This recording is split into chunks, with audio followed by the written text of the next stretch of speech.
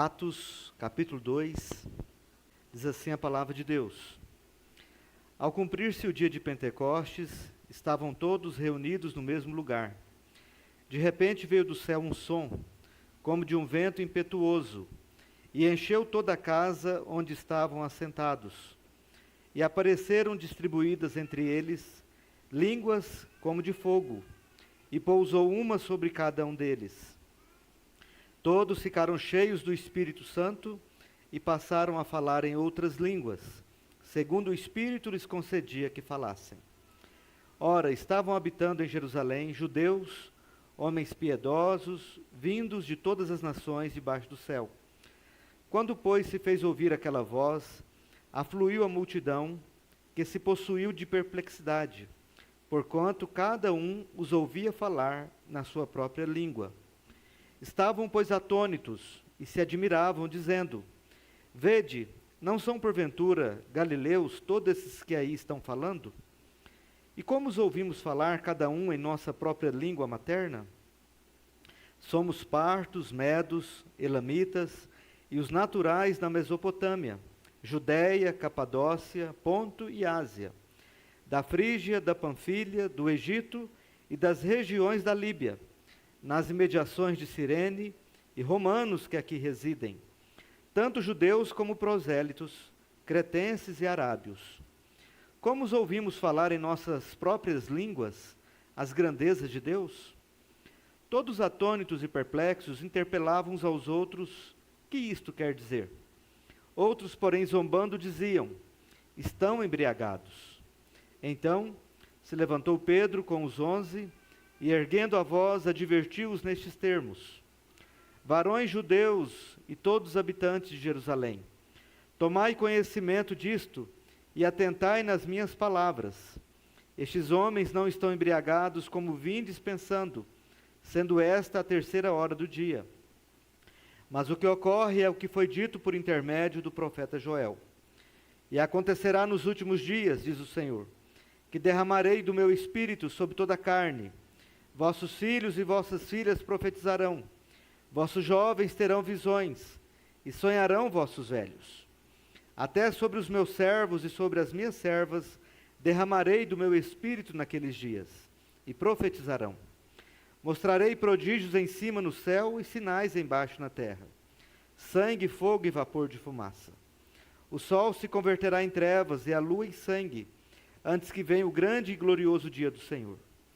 E acontecerá que todo aquele que invocar o nome do Senhor será salvo.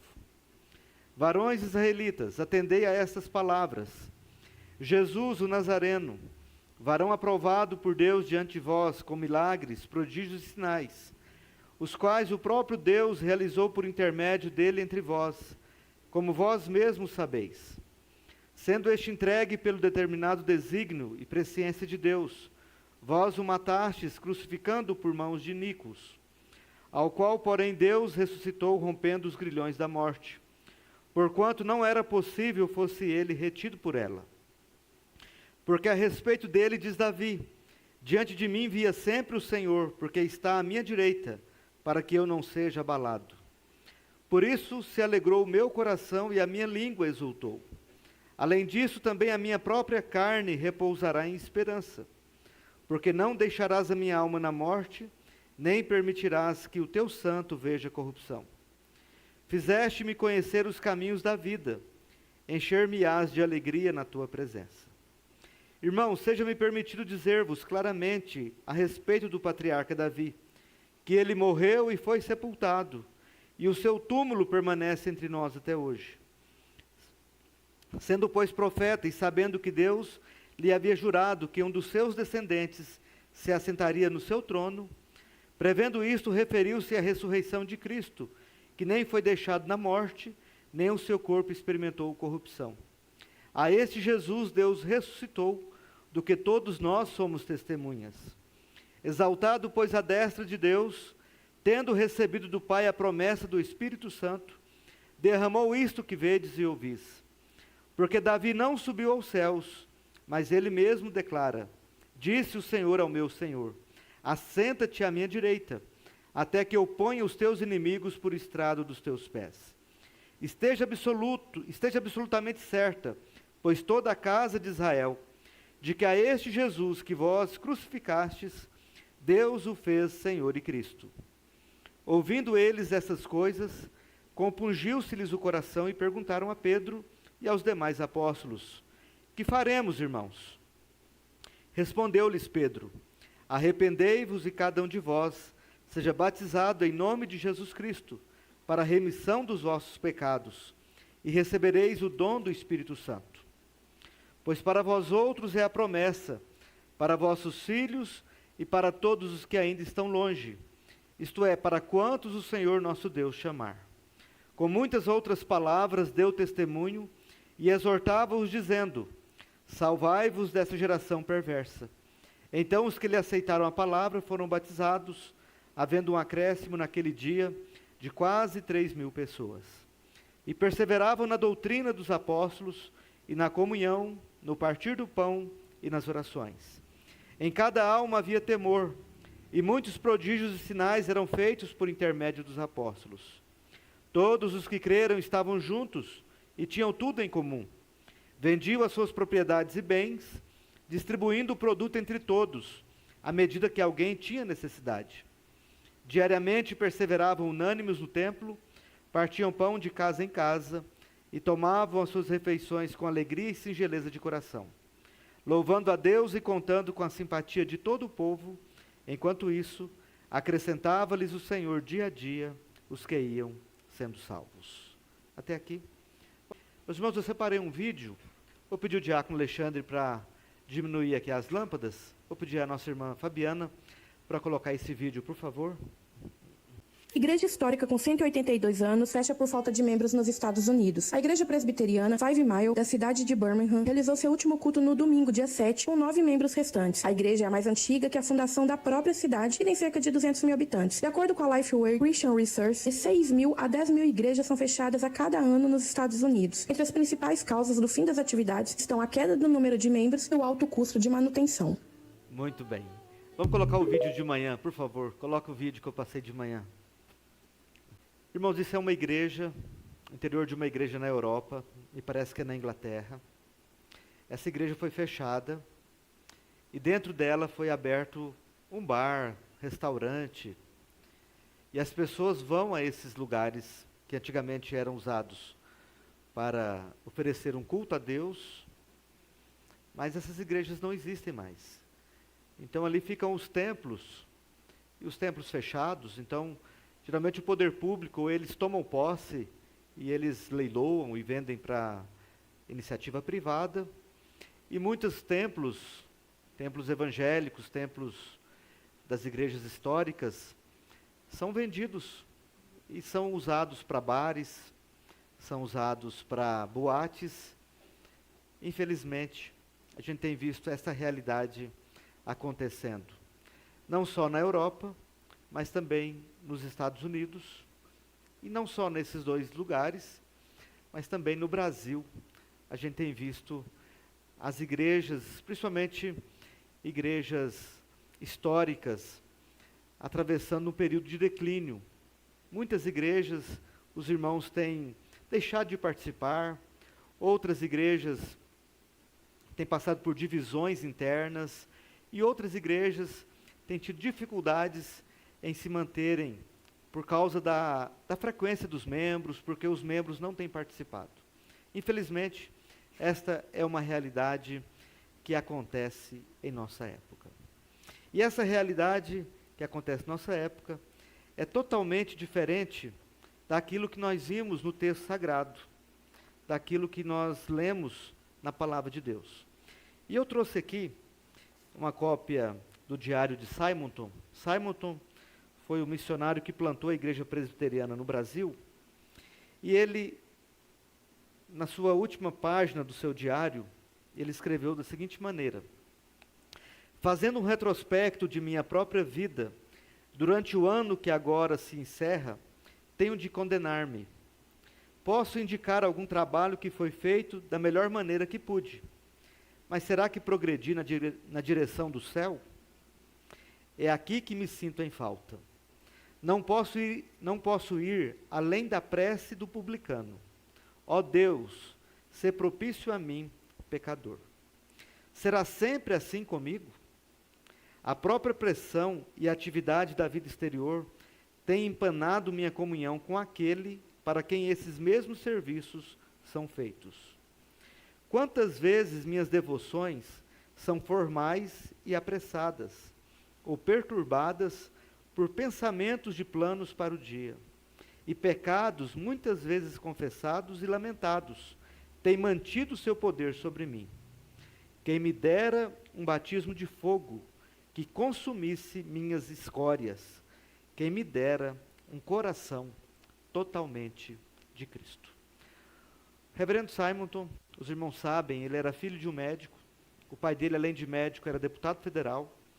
E o pai dele era presbítero de uma igreja presbiteriana nos Estados Unidos. E o reverendo Simonton, ele foi desafiado numa pregação de Charles Hodge a um compromisso maior com Cristo. E ele se comprometeu. E nesse compromisso ele resolveu ser missionário aqui no Brasil. E ele, quando estava na reunião do presbitério, os colegas de pastorado, os presbíteros presentes, disseram para ele: Simonton, você é tão jovem, tem uma família tão especial, uma carreira tão brilhante, o que você vai fazer no Brasil? É tão perigoso, um país tão longe. O que você vai fazer lá? Lá é muito perigoso. Simonton respondeu da seguinte maneira: perigoso é estar fora da vontade de Deus. Eu quero fazer a vontade de Deus. É esse jovem pastor, missionário, que escreveu estas palavras no final do seu diário, no final da sua vida.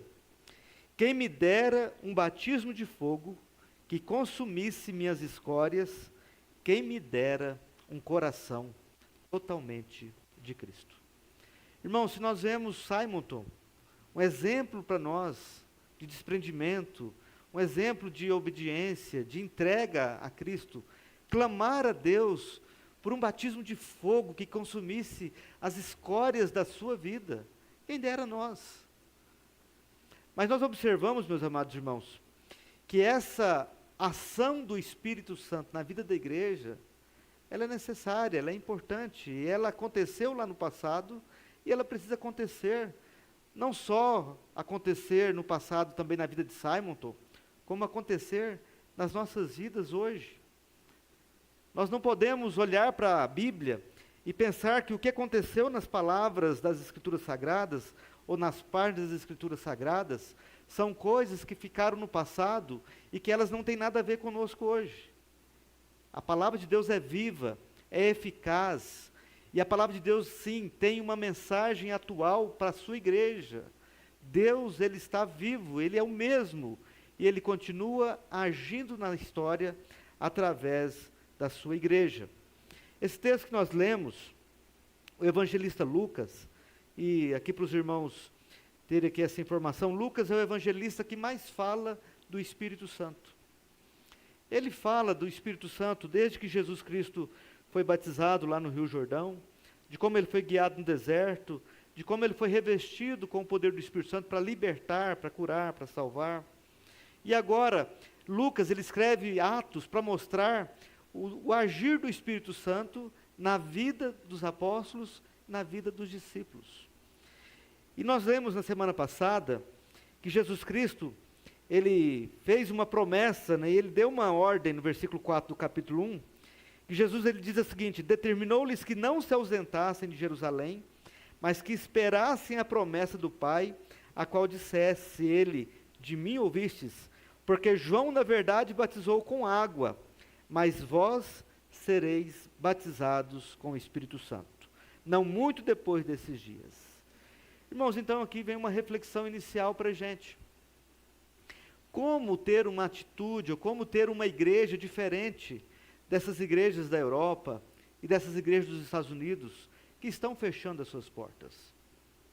O que nós devemos fazer como cristãos dessa geração, aqui de Catanduva? O que nós devemos fazer para que a nossa igreja não seja acometida dessas mesmas situações que levaram o esfriamento e a morte das igrejas históricas na Europa, lá em Genebra, onde João Calvino, nosso reformador, foi pastor por muitos anos, lá na Escócia, lá na terra do John Knox, o fundador do presbiterianismo, onde as igrejas que foram tão fortes no passado e hoje não existem mais.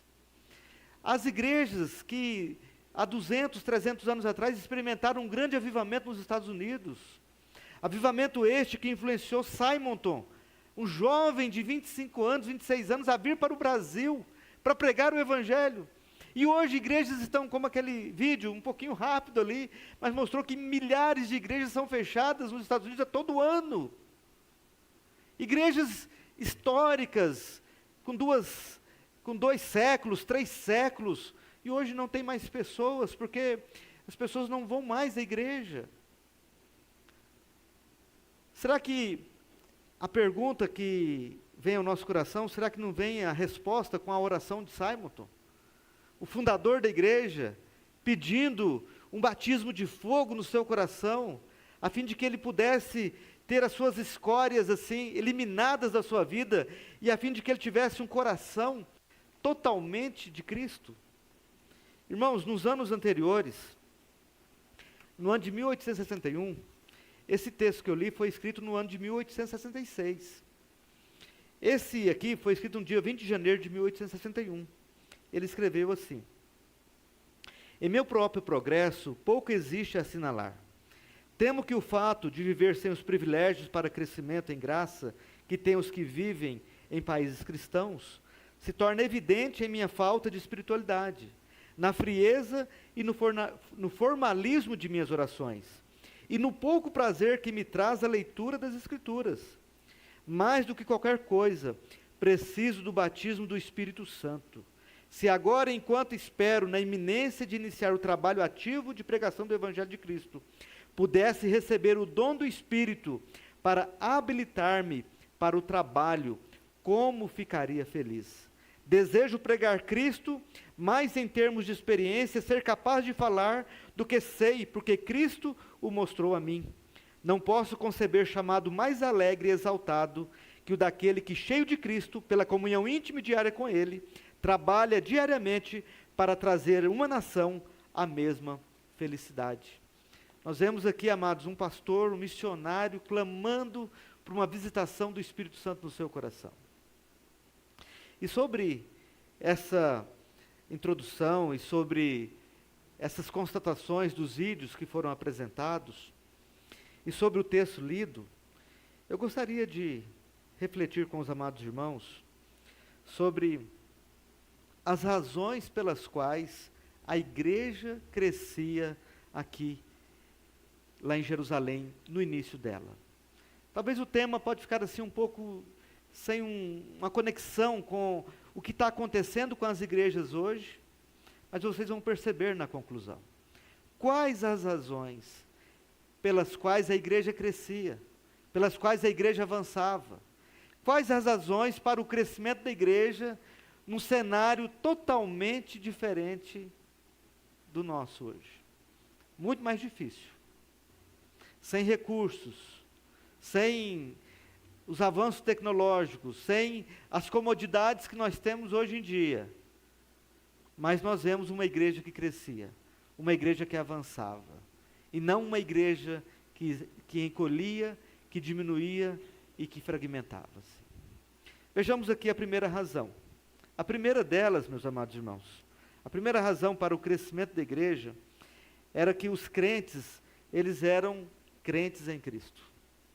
Eles não eram crentes em outras coisas, ou em outros seres. Eles eram crentes em Cristo. Eles tinham uma fé em Jesus. Jesus era o Senhor da vida deles. E eles serviam a Jesus com todo o seu coração. Nós podemos ver isso no capítulo 1, quando Jesus deu a ordem para os seus discípulos permanecerem em Jerusalém. A palavra de Deus diz, que no versículo 1, que ao cumprir-se o dia de Pentecostes, estavam todos reunidos no mesmo lugar. Essa expressão indica uma obediência à palavra de Cristo. Essa expressão indica uma total observância na palavra de Jesus, na ordem de Jesus. Eles tinham realmente um profundo temor na pessoa de Cristo. Jesus era o Senhor da vida deles. Jesus era aquele que reinava nos corações deles.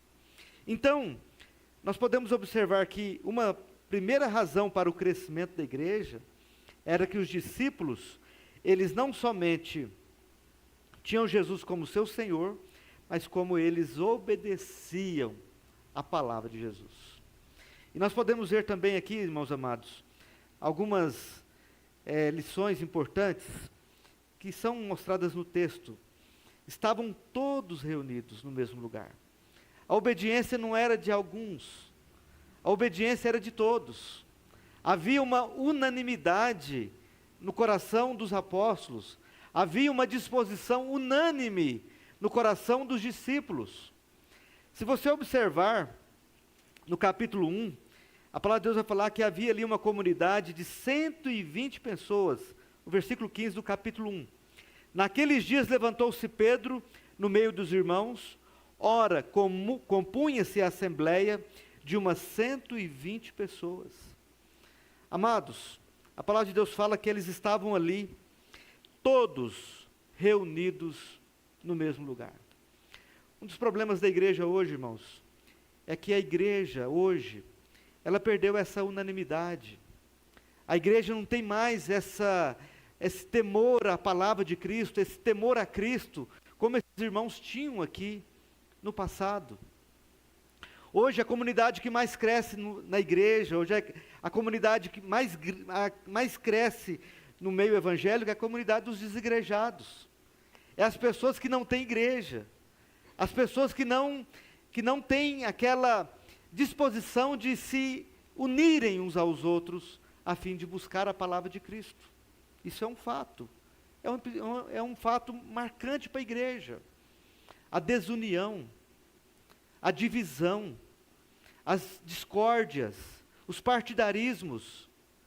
Irmãos, isso é uma questão que nós temos que olhar para a realidade e ver que a igreja lá do primeiro século era uma igreja diferente. Eles estavam todos reunidos no mesmo lugar. E o que eles estavam fazendo? A palavra de Deus diz no capítulo anterior que eles estiveram ali orando. Versículo 14, todos estes perseveravam unânimes em oração. Eles entendiam que quando um membro sozinho está orando, é algo precioso, é algo valioso. Mas quando a igreja está unânime em oração, aí é totalmente diferente. Veja o que acontece com uma igreja que está unânime em oração, no capítulo 4, no versículo de número 29 em diante. Agora, Senhor, olha para as suas ameaças e concede aos teus servos que anunciem com toda intrepidez a tua palavra, enquanto estendes a mão para fazer curas, sinais e prodígios, por intermédio do nome do teu santo servo Jesus. Tendo eles orado, tremeu o lugar onde estavam reunidos. Todos ficaram cheios do Espírito Santo e com intrepidez anunciavam a palavra de Deus. O que aconteceu quando eles estavam ali unânimes em oração? Quando eles estavam unidos num só propósito? Quando eles estavam focados numa só mentalidade, numa só ideia de servir a Cristo com todo o coração, de clamar ao Senhor, de buscar ao Senhor com todo o coração, sem deixar que as picuinhas, as dificuldades, as intrigas, as divergências, as mágoas, as crises, os problemas, as ações do maligno semeando discórdia no meio do rebanho do Senhor, sem deixar que essas coisas tirassem esse comprometimento de unânimes buscarem o Senhor Jesus com todo o seu coração. Irmãos, esses irmãos, eles sabiam do propósito de Jesus sobre a importância da unidade da igreja. Na oração sacerdotal de Jesus, lá em João 17, por favor, abra sua Bíblia. Veja o tanto que é caro para Jesus a questão da unidade da igreja. E uma igreja que tem Jesus como Cristo, como seu Senhor, valoriza a unidade, valoriza o caminhar junto, valoriza o estar junto uns com os outros, sem partidarismo, sem divisões. João capítulo 17, diz assim a palavra de Deus, partir do versículo de número 6, manifestei o teu nome aos homens que me deste do mundo, eram teus, tu nos confiaste, e eles têm guardado a tua palavra. Agora eles reconhecem que todas as coisas que me tens dado provêm de ti, porque eu lhes tenho transmitido as palavras que me deste, e eles as receberam. Verdadeiramente conheceram que saí de ti, e creram que tu me enviaste. É por eles que eu rogo. Não rogo pelo mundo, mas por aqueles que me deste, porque são teus. Ora, todas as minhas coisas são tuas, e as tuas coisas são minhas, e neles eu sou glorificado. Já não estou no mundo, mas eles continuam no mundo, ao passo que vou para junto de ti. Pai Santo, guarda-os em teu nome que me deste, para que eles sejam um, assim como nós. A unidade é um dos atributos do nosso Deus. Deus é um. Ele subsiste em 3 pessoas. E a sua unidade é um atributo que o diferencia. E um atributo que dá a nós até a própria razão de sermos, como seres humanos e principalmente como igreja. Deus nos fez como imagem e semelhança dele. E em Cristo Deus nos restaura. E Ele nos restaura para sermos um corpo. Ele nos restaura para sermos uma família.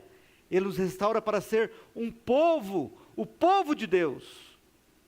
E esse povo é muito caro, é muito valioso, esta realidade da unidade da igreja. E Jesus, ele ora várias vezes assim pelos seus discípulos. Versículo de número 20.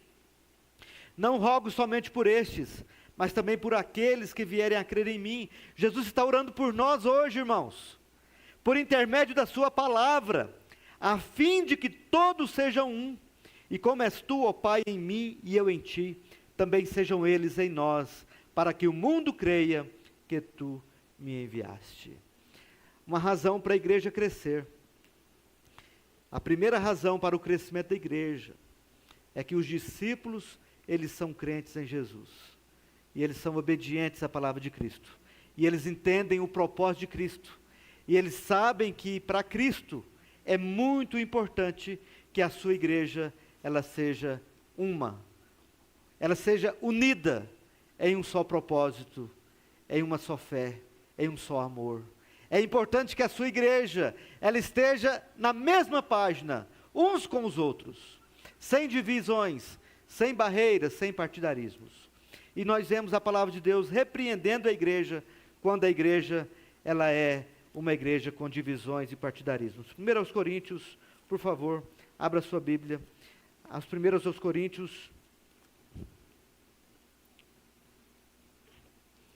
1 aos Coríntios, capítulo 3, versículos 1 em diante, diz assim, 1 aos Coríntios 3, 1 em diante, a palavra de Deus diz assim: Eu, porém, irmãos, não vos pude falar como a espirituais, e sim como a carnais, como a crianças em Cristo. Leite vos dei a beber, não vos dei alimento sólido, porque ainda não podíeis suportá-lo, nem ainda agora podeis, porque ainda sois carnais. Porquanto havendo entre vós ciúmes e contendas, não é assim que sois carnais, e andais segundo o homem? Quando, pois, alguém diz, eu sou de Paulo, e outro, eu sou de Apolo, e não é evidente que andais segundo os homens? Quem é Apolo e quem é Paulo? Servos por meio de quem crestes, e isso conforme o Senhor concedeu a cada um. Aqui nós vemos uma repreensão da parte de Deus à igreja de Corinto, que está sendo dividida por partidarismos, por interesses que não são aqueles interesses de Cristo, mas interesses pessoais, e as pessoas ali achando que estão sendo espirituais, estão sendo carnais. Porque quando há divisão na igreja, quando há partidos na igreja, quando há grupos na igreja, essas ações de divisões revelam carnalidade, porque a obra da carne é partidarismo, é facção, é inveja, é ira, é ressentimento. Amados irmãos, a igreja de Atos dos Apóstolos, ela cresce, ela crescia, e ela cresce baseado nesta verdade. Eles têm Jesus como seu Senhor e seu Salvador. Eles conheceram a Jesus. E eles têm a sua fé fundamentada em Jesus. Jesus é o Senhor deles. Não é o dinheiro, não é o mundo, não são as preocupações dessa terra, mas Cristo é o Senhor da vida deles. Você quer ver uma igreja cada dia mais enfraquecer? É quando essa igreja, ela tem a sua fidelidade a Cristo dividida com outras coisas. Quando outras coisas, elas vão ocupando o lugar de Cristo, nós vamos vendo essa igreja enfraquecer a cada dia mais. É fácil, é notório, é simples identificar o enfraquecer de uma igreja. É quando as prioridades que não são de Cristo passam a ser as prioridades dos servos de Cristo. Quando as coisas que não são de Deus ocupam aquele lugar que deve ser somente de Deus. Amados irmãos, e nós encontramos na palavra de Deus que os discípulos ali, eles têm Jesus Cristo como Senhor das suas vidas, e nós encontramos isso não só nessa questão da busca, na obediência, na fidelidade de buscar ali o poder do Espírito Santo, mas quando a gente vê essa questão da unanimidade. A igreja estava unânime, buscando o poder de Deus. Eles estavam unânimes, aguardando a promessa de Jesus, que ele disse, que esperassem a promessa do Pai, a qual ele disse, de mim ouvistes. Queridos irmãos, eu gostaria de aplicar para nós, como Igreja Presbiteriana de Catanduva, nós precisamos valorizar a unidade da igreja. Nós precisamos entender a visão da igreja. Precisamos entender o propósito de Deus para a igreja. E nós precisamos ter no nosso coração de forma muito clara essa busca pelo agir do poder do Espírito Santo de uma forma unânime. Nós não podemos nos isolar. Nós não podemos deixar que as coisas que não são de Deus nos afaste. Porque quando nós estamos assim fragmentados, aí sim há brechas maiores para o maligno agir em nós e através de nós. Mas quando juntos, quando estamos unidos, quando estamos ali num só propósito, nós estamos agradando a vontade de Jesus. E Jesus, que é o Senhor da igreja, Ele que opera o derramar do seu Espírito na vida da sua igreja. E quando a igreja está unânime nesse único propósito, nesse único objetivo, quando a igreja está unida na direção de Deus, na sua palavra, amados irmãos, tem uma canção que fala que quando nós estamos juntos, entre nós Jesus está. Quando estamos juntos, há poder e autoridade em seu nome. O mundo vai perceber a manifestação do amor de Cristo através da unidade da igreja. Mas quando a igreja está fragmentada, por causa de visões diferentes, por causa de escândalos, por causa de picuinhas, por causa de divergências, por causa de preguiça, de negligência, de omissões, aí não há poder, não há autoridade, não há manifestação do poder de Deus. E esse momento aqui, ele nada mais é do que um teatro. A pessoa que canta pode erguer a mão, o pastor que prega pode ser eloquente, mas tudo isso aqui é algo bastante assim, apenas para satisfazer os nossos olhos. Porque o nosso coração está totalmente longe, distante, não há fogo. John Wesley fala que se o seu irmão não tem fogo, joga ele no fogo. Se a sua palavra, se a palavra que é pregada no púlpito não vem confrontar a igreja, então perdeu a razão da pregação. Se a igreja dorme diante da pregação, se a igreja ela fica ali acomodada, confortavelmente, afagada com os elogios, e a igreja está indo para o abismo, então a palavra de Deus não está sendo pregada. Mas a palavra de Deus, ela serve para confortar, para transformar, para edificar, mas ela serve também para corrigir, para salvar, para abrir os nossos olhos e para nos mostrar o caminho da salvação. A segunda razão, amados, para o crescimento da igreja lá de Atos dos Apóstolos, é o poder do Espírito Santo. E o poder do Espírito Santo, meus amados irmãos, nós encontramos como um grande divisor de águas na vida do povo de Deus. Não que o Espírito Santo não existisse, não que o Espírito Santo não agisse na igreja, no povo do Antigo Testamento, não é isso. O Espírito Santo, ele sempre existiu porque ele é Deus, e ele sempre esteve agindo no povo de Deus. Mas aqui agora, com o Pentecostes, nós temos o cumprimento de uma promessa, que Deus fez, que ele derramaria o seu Espírito sobre toda a carne. E aconteceria coisas maravilhosas. E é isso que acontece aqui no livro de Atos. Tanto é que nós encontramos o próprio apóstolo Pedro retratando a profecia do profeta Joel, nos versículos de 25 até os versículos 28. Mas nós vemos aqui, amados, no texto inicial, o evangelista Lucas, ele fala o seguinte, no verso 2: de repente veio do céu um som, como de um vento impetuoso, e encheu toda a casa onde estavam assentados. E apareceram distribuídas entre eles línguas como de fogo, e pousou uma sobre cada um deles. Todos ficaram cheios do Espírito Santo, e passaram a falar em outras línguas, segundo o Espírito lhes concedia que falassem. Irmãos amados, a palavra de Deus fala que nesse dia, no dia de Pentecostes, onde os irmãos estavam ali reunidos, a palavra do Senhor diz que veio do céu um som. Não foi um som produzido por eles, não foi um som de histeria, não foi um som de desespero, de bagunça, mas veio um som do céu, um som do céu, como de um vento impetuoso, e encheu toda a casa onde estavam assentados.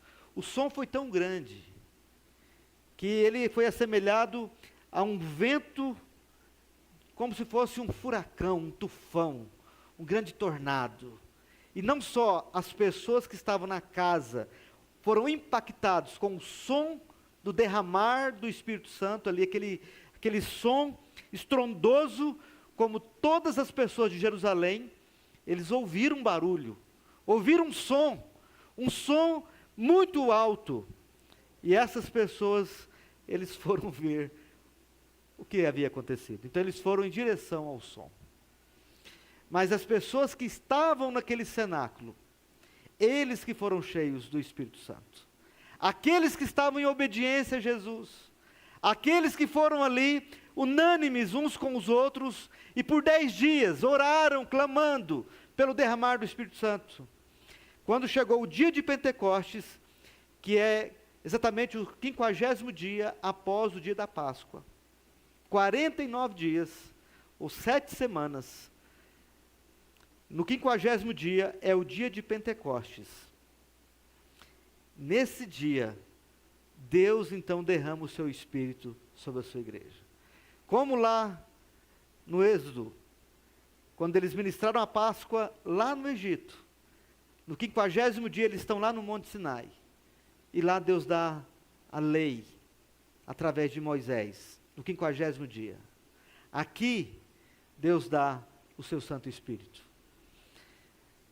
A lei é chamada a lei de fogo. Fogo é símbolo do Espírito Santo. Aqui também o evangelho de fogo, de poder. O Espírito Santo desce sobre a igreja. E não só aquele vento, aquele som como de um vento impetuoso, mas foram distribuídas entre eles línguas, como de fogo. E todos ficaram cheios do Espírito Santo, e passaram a falar em outras línguas, segundo o Espírito lhes concedia que falassem. 2 figuras importantes aqui. Primeiro, a figura do vento. Quando Deus cria todas as coisas, quando Deus cria o homem, Ele sopra o fôlego de vida dentro do homem. E a palavra no hebraico para fôlego de vida é ruá. Tem esse som. Ruá. É como você estivesse soprando algo. Ruá. Isso traz para nós uma indicação de que o Espírito Santo é vivo, é dinâmico. Como disse Jesus para Nicodemos, o vento sopra onde quer. Ele vem e vai aonde ele quer. Você não sabe aonde vai o vento, ninguém pode controlar o vento. Mas o vento Ele sopra onde quer e ele vai aonde ele quer. Assim é todo aquele que é nascido do Espírito Santo. O vento é figura para o Espírito Santo, porque aquele que tem Jesus Cristo como Senhor de sua vida, ele é selado com o Espírito Santo, é revestido com o poder do Espírito Santo, e ele passa a ser um ser vivo espiritualmente, algo dinâmico realiza na vida dessa pessoa, algo sobrenatural acontece na vida dessa pessoa, dinamismo, vivacidade, acontece no coração dessa pessoa, não é uma pessoa estática, não é uma pessoa parada, não é uma pessoa sem vida, sem graça. A palavra de Deus diz lá em Apocalipse capítulo 3, da igreja de Laodiceia, que era uma igreja morna, não era nem quente e não era nem fria, mas era uma igreja morna, apática, sinalizando que não havia ali a manifestação do Espírito Santo na vida daquela igreja, onde não há oração, onde não há pregação da palavra, onde não há vida no Evangelho, há todo tipo de frieza e fraqueza espiritual, e comodismo espiritual. Mas, amados irmãos, aqui nós vemos a manifestação do Espírito Santo na vida da sua igreja, e eles veem ali línguas como de fogo. O fogo é símbolo do Espírito Santo, e nós podemos observar que o próprio João Batista disse que Jesus ele iria batizar a sua igreja com o Espírito Santo e com fogo. O fogo, quando Deus se revela para Moisés, ele encontra uma sarça, uma planta que ardia com fogo, mas ela não se consumia. Havia fogo na sarça. Quando Deus está conduzindo o seu povo no deserto, há uma coluna de nuvem durante o dia, mas é uma coluna de fogo durante a noite. Quando o tabernáculo é feito e ali é colocado a arca da aliança, acende ali o fogo no altar e a manifestação do fogo da presença de Deus, simbolizando a glória de Deus e a presença de Deus no meio do seu povo. O fogo é símbolo do Espírito Santo. A Edmel Williams, ela conta uma história de uma igreja nos Estados Unidos, estava morrendo, mas aconteceu um problema elétrico lá e deu um curto-circuito e pegou fogo na igreja. Não ia ninguém na igreja, mas a igreja pegou fogo, irmãos. Todo mundo foi para a igreja para ajudar a apagar o fogo da igreja. Irmãos amados, o fogo ele atrai a gente. Quando a gente é criança, pelo menos eu gostava muito de brincar de noite, fazia fogueira, gostava de mexer com fogo, fazer fogueira, colocava o fogo nas pontas de madeira. Eu morava em chácara. Aquilo era muito interessante, fascinante para a gente. O fogo, ele chama a atenção, ele mexe com o imaginário das pessoas. E há uns anos atrás, as casas nossas não tinham energia elétrica, eram o quê? Acendiam fogo na lamparina, num lampião, numa vela, e o fogo ali, ele era que iluminava a casa. O fogo, ele era instrumento para iluminar o ambiente. Era através daquela chama que aquele ambiente era iluminado. Na Europa, depois da Reforma Protestante, as igrejas não tinham energia elétrica. As pessoas iam para os cultos. E conta-se uma ilustração de uma igreja que os irmãos eles iam caminhando e acendiam as suas lâmpadas, as suas candeias, e eles iam pelo caminho.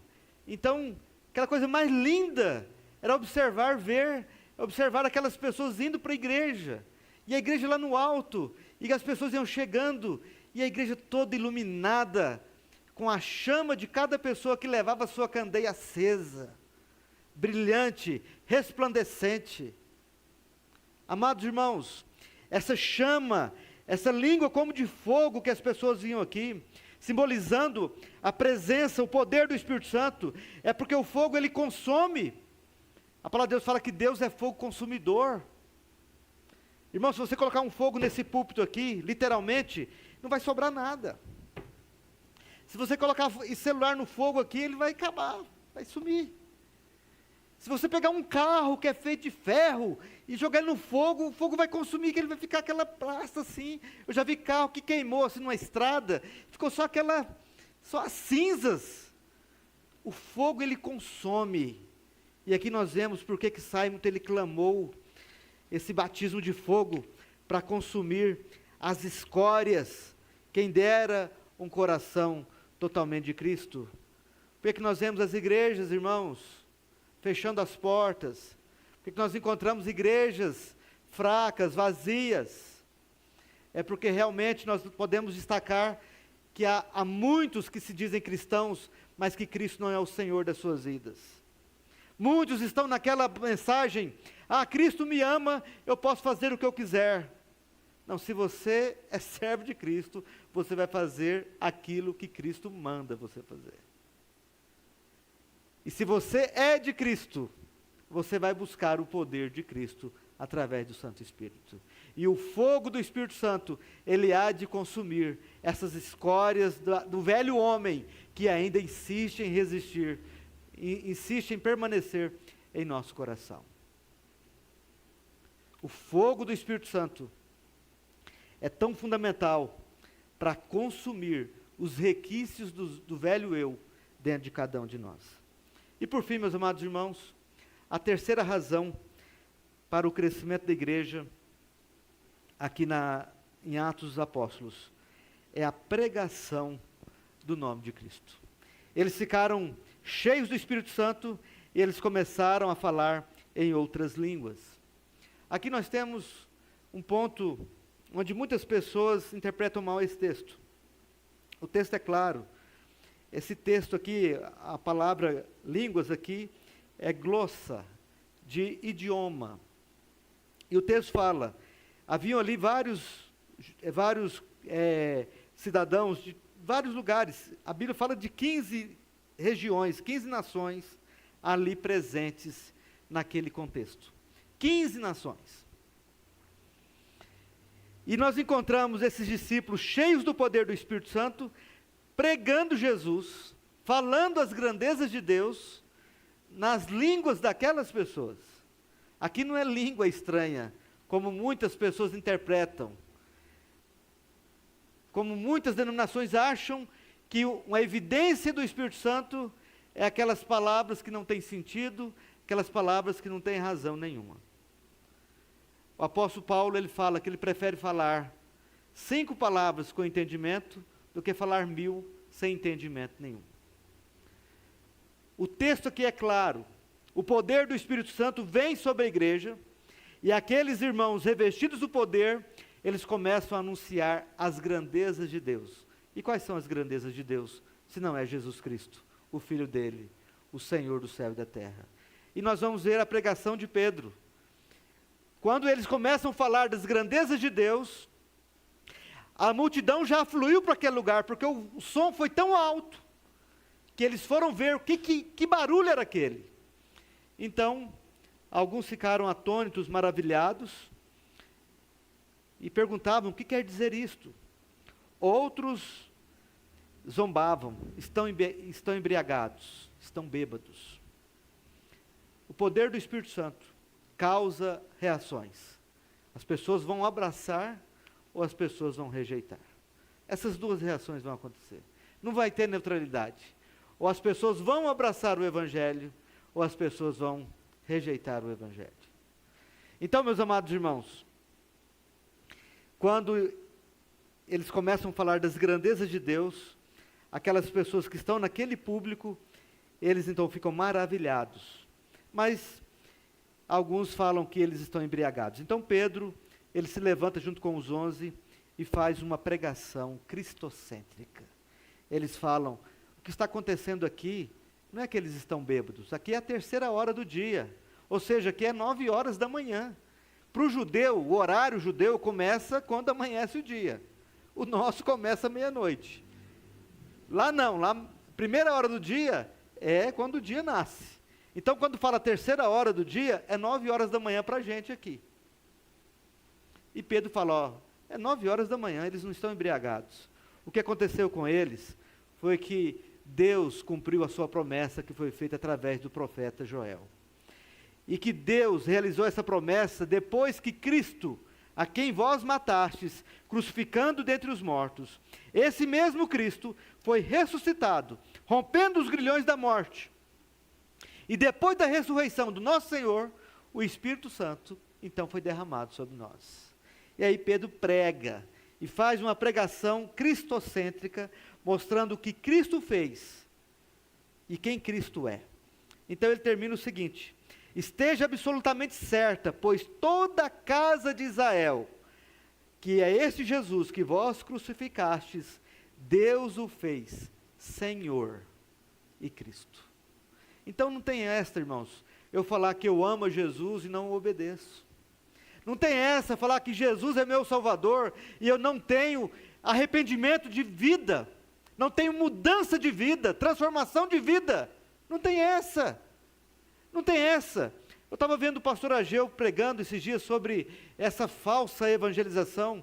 Pessoas que começam falando assim: Jesus te ama. Jesus te ama. E achando que isso é evangelizar. Deus tem um plano na sua vida. Deus tem um propósito na sua vida. Ele fala: isso não é pregação do evangelho, não, irmãos. O evangelho fala: arrependei-se dos vossos pecados. Arrependei-vos dos vossos pecados. Essa é a pregação do evangelho. Meus amados irmãos, e Pedro prega essa pregação. E aí o auditório ali presente, aquela multidão, eles perguntam então, versículo 37. Ouvindo ele essas coisas, compungiu-se-lhes o coração, e perguntaram a Pedro e aos demais apóstolos: que faremos, irmãos? Então Pedro respondeu: arrependei-vos, e cada um de vós seja batizado em nome de Jesus Cristo. A palavra fala que eles, ao ouvirem isso, os que aceitaram a palavra foram batizados, havendo um acréscimo naquele dia de quase 3.000 pessoas. De 120, agora a igreja ela passa para mais de 3.000 pessoas, numa só pregação. E por que o crescimento da igreja acontece desse jeito? Porque eles têm Jesus como seu Senhor. Eles obedecem à palavra de Cristo. Eles priorizam Jesus. Jesus prioriza a unidade, então eles estão unidos lá. Jesus manda eles amarem, então eles vão amar uns aos outros. Jesus manda perdoar, eles vão perdoar uns aos outros. Jesus manda não falar mal, eles não vão falar mal. Jesus manda eles terem comunhão uns com os outros, eles vão ter comunhão uns com os outros. Eles têm Jesus como Senhor da vida deles. Não é eles que é o Senhor deles próprios, é Cristo que é o Senhor deles. Essa igreja cresce porque é uma igreja cheia do poder do Espírito Santo. Algo vivo, algo santo, poderoso, que acontece no interior de cada uma daquelas pessoas. E eles têm uma pregação de Cristo. Eles anunciam Cristo, o Cristo ressurreto, aquele que morreu na cruz, mas ressurgiu ao terceiro dia, e um dia voltará para julgar vivos e mortos. As pessoas que ouviram aquela pregação, que creram, que se arrependeram, foram batizados, quase 3.000. E a Bíblia fala como essas pessoas viviam. Perseveravam na doutrina dos apóstolos. Qual que é a doutrina dos apóstolos? Cristo. Os apóstolos não têm outra doutrina a não ser Cristo, e Cristo ressurreto. Eles são testemunhas da ressurreição de Cristo. Eles sabem que da vida deles quem manda é Jesus, eles são servos de Jesus. Perseveravam na doutrina, na comunhão, no partir do pão, nas orações. Em cada alma havia temor, muitos prodígios e sinais eram feitos por intermédio dos apóstolos. Todos os que creram estavam juntos e tinham tudo em comum. Vendiam as suas propriedades e bens, distribuindo o produto entre todos, à medida que alguém tinha necessidade. Diariamente perseveravam unânimes no templo, partiam pão de casa em casa e tomavam suas refeições com alegria e singeleza de coração, louvando a Deus e contando com a simpatia de todo o povo. Enquanto isso, acrescentava-lhes o Senhor, dia a dia, os que iam sendo salvos. A igreja, ela crescia, ela expandia no poder do Senhor. Quero concluir, meus irmãos. Não precisa passar os vídeos das igrejas que estão fechando. Não precisa passar os vídeos das igrejas que estão sendo vendidas. Não precisa passar. Nós somos testemunhas.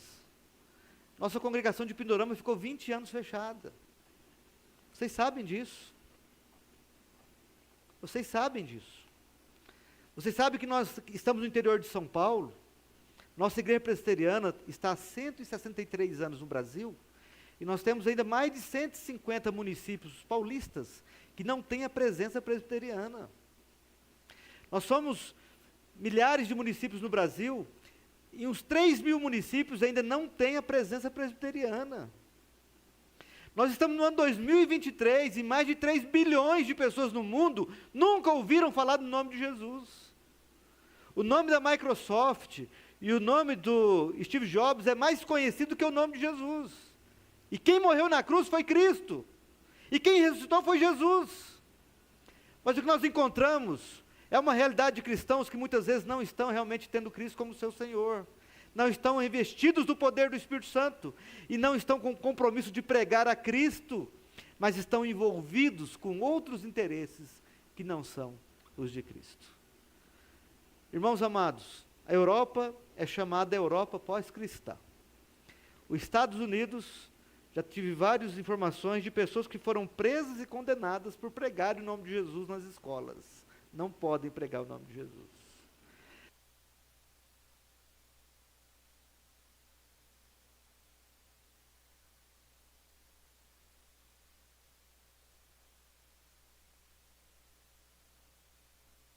Aí não, Zeca, você está me dando um blackout aqui.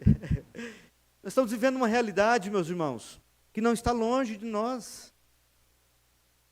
Como está o seu coração? Como está a sua vida espiritual? Sinceramente, já esteve melhor, pastor? Já esteve melhor.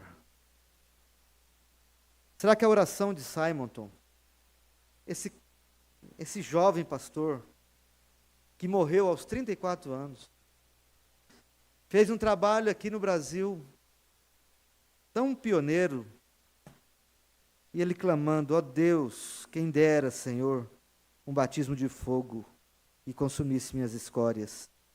Quem me dera um coração totalmente de Cristo. Eu gostaria que você pensasse nessa reflexão dessa noite. Nós estamos estudando o livro de Atos. Estamos vendo o agir do Espírito Santo na igreja. Eu tenho certeza que Deus quer fazer algo em nós. Começamos o ano 2023 com um despertamento, uma conversão do nosso irmão Geraldo, que ele testemunhou aqui. Amados irmãos, o que nós vamos fazer com essa palavra? Vamos sair daqui do mesmo jeito? Vamos permanecer da mesma maneira? Tem um documentário, Brasil Paralelo, o Teatro das Tesouras, falando de uma questão política no Brasil. Será que na igreja não há também um teatro que está levando Jesus assim a vômitos? Será? Será que ele vê assim em nós palavras assim tão bonitas, atitudes tão assim bonitas, mas de segunda a sábado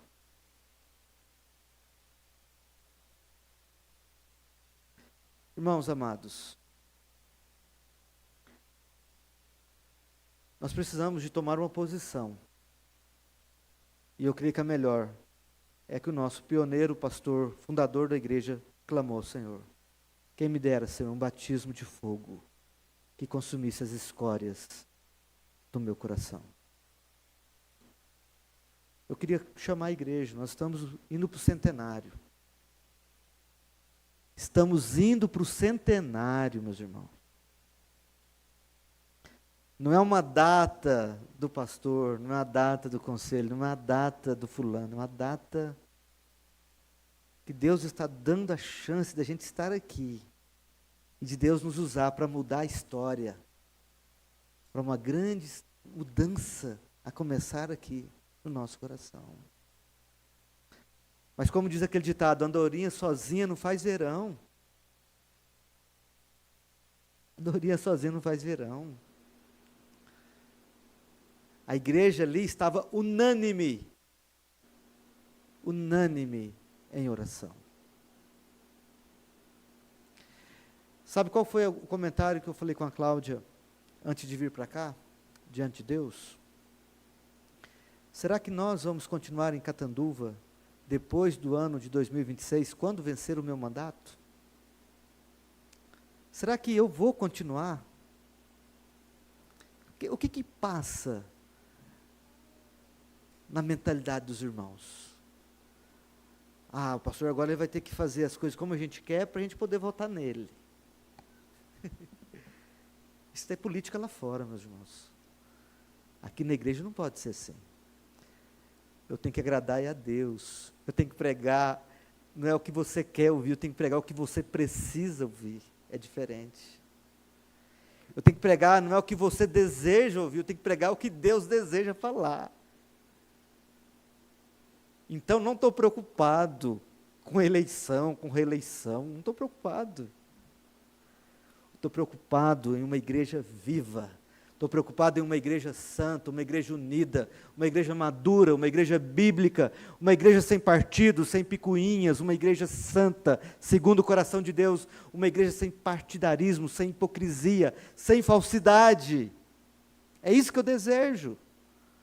Às vezes eu fico querendo uma igreja com a pintura bonita, com a jardinagem bonita, uma igreja cheinha aqui, porque isso é um termômetro para a espiritualidade da igreja, mas eu como pastor, o que eu quero é uma igreja de oração, uma igreja de consagração, uma igreja que fala assim, vamos orar, vamos ler a Bíblia, vamos ler a Bíblia, vamos evangelizar, porque nós servimos a Jesus, Ele é o nosso Senhor, nosso Salvador.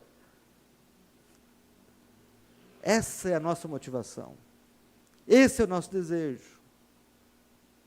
E aqueles que querem o mesmo, vem comigo.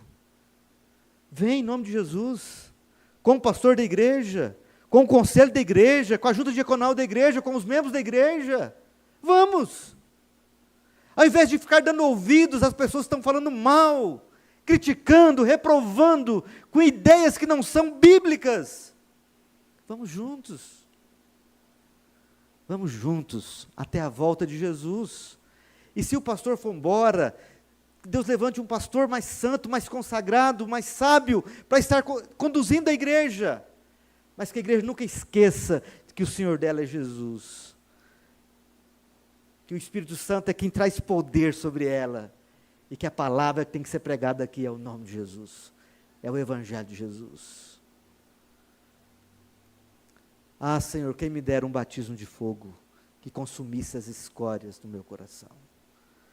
Vamos colocar em pé, vamos orar, vamos clamar a Deus, vamos pedir ao Senhor esse batismo, essa visitação do Senhor. Vamos orar. Senhor Deus e Pai, nós não sabemos orar como convém, mas é o Teu Santo Espírito que intercede por nós, com gemidos inexprimíveis, e segundo o Seu coração, o Senhor nos ensina a orar. Então, Senhor, que a Tua vontade seja feita aqui neste lugar. Que a Tua vontade seja feita na vida de toda a igreja, a começar do menor ao maior, do mais novo ao mais velho. Ó Deus amado, que a Tua vontade seja feita aqui, nesta igreja. Que esta igreja, Senhor, presbiteriana de Catanduva, possa experimentar uma visitação sobrenatural do Teu Santo Espírito. E que o Senhor venha, Pai, trazer conversões de vida. Que o Senhor venha trazer, ó Deus, arrependimento genuíno, mudança de comportamento, mudança de personalidade, de vida, de caráter. Que nós tenhamos aqui nesta igreja, Senhor, um avivamento espiritual. Ó Deus, levanta, Pai, manda mais trabalhadores. Levanta a Tua igreja, Pai. Desperta a Tua igreja. Não para ficarmos isolados, mas para nos unirmos, ó Deus, nos propósitos que o Senhor tem dado à liderança da igreja. Ó Deus amado, fale, ó Deus, ministre a Tua palavra no coração da Tua igreja. Ó Deus amado, nós Te agradecemos, porque até aqui o Senhor tem conduzido a cada um de nós. E Te pedimos, ó Pai, que esta igreja, que ela nunca se afaste de Ti, que ela não venha a ser vendida, a ser fechada, mas que ela complete, ó Pai, 100 anos, 200 anos, 300 anos, o quantos anos que o Senhor tem para ela, até quando Jesus voltar. mas que ela seja, Pai, uma igreja acesa na Tua palavra, no Teu poder, na Tua presença. Que aqui, ó Pai, sejam fontes de salvação. Que o Senhor venha fazer, ó Deus, grandes obras aqui neste lugar, aqui nessas vidas, para a Tua honra e para a Tua glória. Ó Deus bondoso, Deus poderoso, nós te agradecemos, porque mesmo nesses dias difíceis que estamos vivendo, nós temos visto, ó Deus, a Tua palavra sendo proclamada aqui e em muitos lugares. Assim nós oramos e agradecemos, certos do agir do Senhor, certos na palavra do Senhor e do poder do Senhor. Em nome de Jesus.